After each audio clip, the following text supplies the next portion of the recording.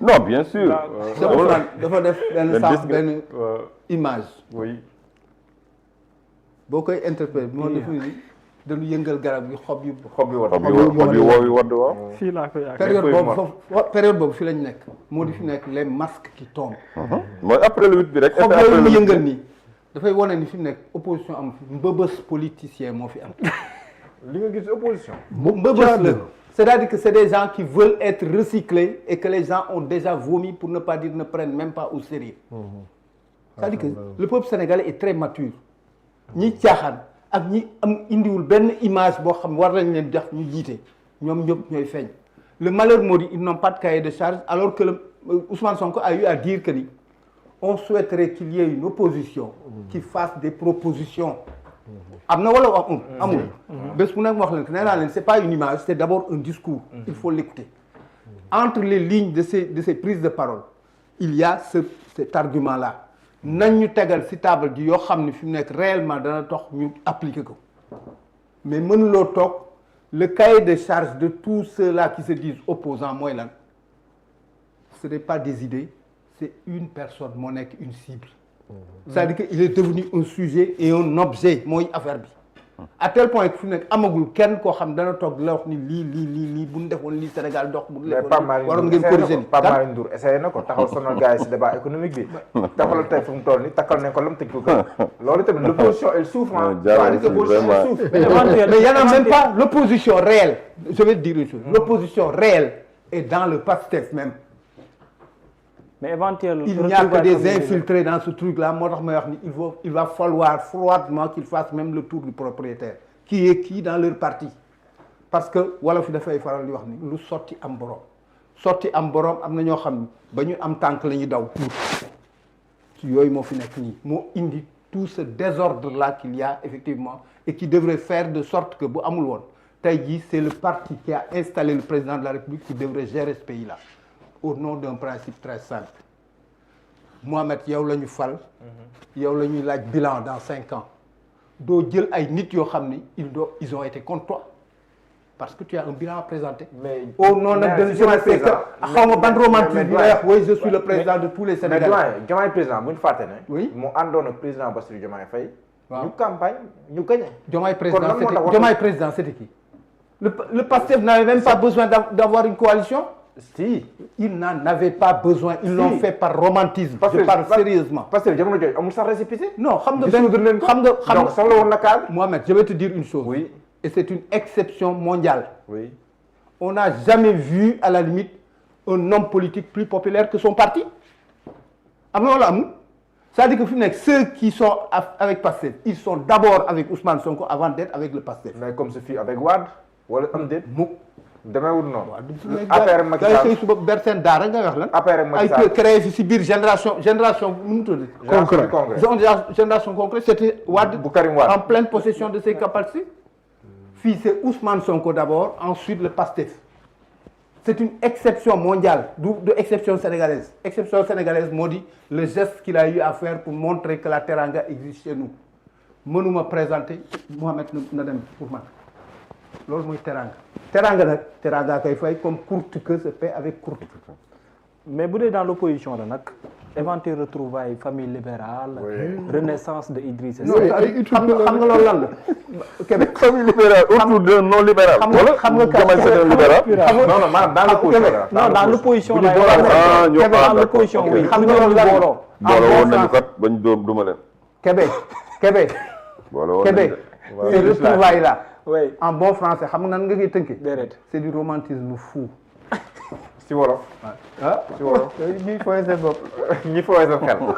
am na ku ma jox de Barthélémy Dias. kan Barthélémy Dias. Barthélémy Dias par rapport ak 2026. taxawal na Sénégal bi ñu bokk. wala bi ñu bëgg non bi ñu bokk. Sénégal bi ñu bokk ah. waaw dama koy jaaxal Sénégal bi ñu bëgg bu ñoom. Sénégal bi ñu bokk Sénégal Sénégal bi ñu bokk non mooy Mohamed mais gëm sa bopp. gëm sa bopp waaw bu ko boole ko. xam nga lan la Barthélémy Dias Sénégal bi ñu bokk. gëm sa bopp xam nga lan la Pape Djibril Fall serviteur. taxaw Sénégal bi Khalifa Sall. République des valeurs voilà République des valeurs par rapport à 2026. pour donner à la démocratie sa vitalité et son sens. ñëppay bokk. c'est exactement ça kenn terewul kenn Abdou Diouf ko dessiné woon na ñëpp ñëw ak seen dënd. mën na non noonu. doyen non tabaxaat bi. ah non tabaxaat bi. tabaxaat ba réchauffement bi recyclage bi. recyclage ba. ah ci profil yooyu. mën nañ indiwaat lu bees. heureusement que Sénégal yi dépassé le recyclage. ay originaux mais waaye am na ay xale de sama xulóowaale ma tuddaale ko sax ñoom Tahirou Sarr ak ñooñu ay xale lañu. ci politique. ay waaw Aba Mbaye bon yàgg na ànd ak sax Idriss Seck. ay Aba Mbaye ñoo Aba Mbaye. Aba Mbaye. ñoo Aba Mbaye. waaw mais surtout que ñooñu fi mu ne Sénégalais yaa ngi taxaw les Sénégalais vont juger. ñoom Thierno Bocoum. xam nga ñooñu ñëpp déjà il y a à quelques berges 2027 la possibilité pour chacun de postuler pour une mairie. bu boobaa. waaw ce sera ñoom seen bopp ñooy xam ne fi mu nekk réellement nañ dem wuti leneen. am na ku laajul maire Mermoz Sacré-Cœur de. ñooñu ay leader lañ dépassé. est-ce que non leader bi laajul Mermoz Sacré-Cœur nag. Bougane laajoon na maire non Sacré-Cœur. xam nga bii non tout xam nga près. rek non circonstance yi. leader lañu. c'était kër góor gi yëpp nekk ci biir. Kébé. waaw circonstance leader yi lañu rek. ñan ñoo ko en wax 2022. leader lañu waa koñ baa ko wax. waaw ak waa parti ba. ah waaye parti bu nekk Sénégal 313 partis. mais li nga am xam na parti yoo xam ne c'est clair il va les contenir. ku nekk woon doolem si fi nga dëkk. oui ce sera l'occasion. ce sera une occasion. mais ñenn ñi seen prétexte mooy. non man prétexte mooy envergure nationale laa voilà kii. envergure nationale duma leen di jëli. loolu doon seen comme li ñu defoon Yewwi Askan Wi. non Ousmane Sonko l'avait fait mais bon. Golo bu Ousmane Sonko xoolee l'avait boppam fait, si mais seetu. il se prend pas pour un singe hein. Il se prend pour le plus beau. le plus beau du bestiaire. waaw loolu de la yàlla def. Faut pas déconner. Cheikh Ousmane. mooy ñu wàññi Franck Laye. Cheikh Ousmane ñu doyen Franck Laye nga woon. perspective 2026 par rapport ak maanaam volet politique bi Ousmane Sonko ëllëg gi Diomaye président ëllëg gi mais l'opposition également. bon xam nga tàmbalee ci opposition parce que moo gën a gaaw doo fa yàgg. en réalité il n'y a pas d'opposition au Sénégal. il y a ay nit yoo xam ni ñii seen nguur gi nekkoon Sonko leen ko yàqal ñii teraanga bi nekkoon Sonko leen ko yàqal ñii yàgg maanaam état moo leen yàgg entretenir depuis bi ñu génnee université ba tey. ils vivent sur le dos du contribuable sénégalais quand même. duñ liggéey xamuñ ko Sénégal ngay gis nit koo xam ni il vit comme un prince musta liggéey 40 ans entretenu par le contribuable sénégalais. des maisons un peu partout à Dakar mais loolu c'est du jamais vu. ñooñu politique moo leen di dundal. ñooñu la Ousmane Sonko xëy bi sevré duñ ko may jàmm dañ koy xoj. mooy ñi nga gis ñuy génn na ko président dàq da jël responsabilité am. yaay président de la république. yow la réew mi fal. en résumé mooy dàqalu Sonko woo ñu fal ñu ñëw dundee réew mi comme niñ ko daan def. ñu continuer suñu matière. ñooñu mooy benn groupe bi. beneen groupe bi mooy ñiy chercher seen bopp. les Thierno Bocoum et autres.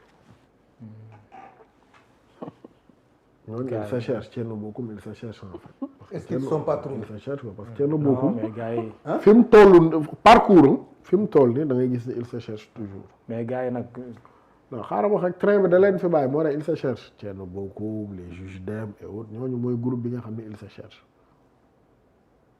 beneen groupe bi mooy pourquoi le pourquoi ñoo ko gën a baax background. pourquoi pas nous. pourquoi mais pas nous ñoo ko gën a baax. pourquoi lui et pas nous. bëri na je veux pas les citer mais bëri nañ grand yi bëri ci lañ bokk. Thierno Alassane Sall par exemple ci la bokk ñoo ko gën a Abdou Mbaye ñoo ko gën a baax background mais pourquoi lui et pas nous.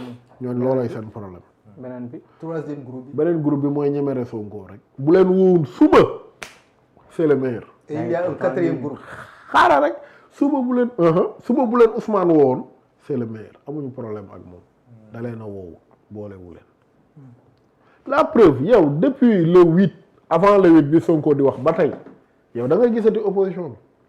mais am na ñoo fàttali. donc dawal naa ko waa mooy ñan. la jeune génération. non il n'existe pas c'était. non. Baara wax la Dias Bougane Gueye Dany Pape Djibril Fall. yow ñooñu laa boole ci benn ñoon tas naa leen ci groupe yi ak ñoom Tayro yooyu. ñu ngi si loolu. ñoon tas naa leen le quatrième groupe c'est ceux-là qui sont perdus définitivement pour la politique. c'est comme qui. Ils sont complètement perdus comme pour la politique. Comme dépassé nañu 60.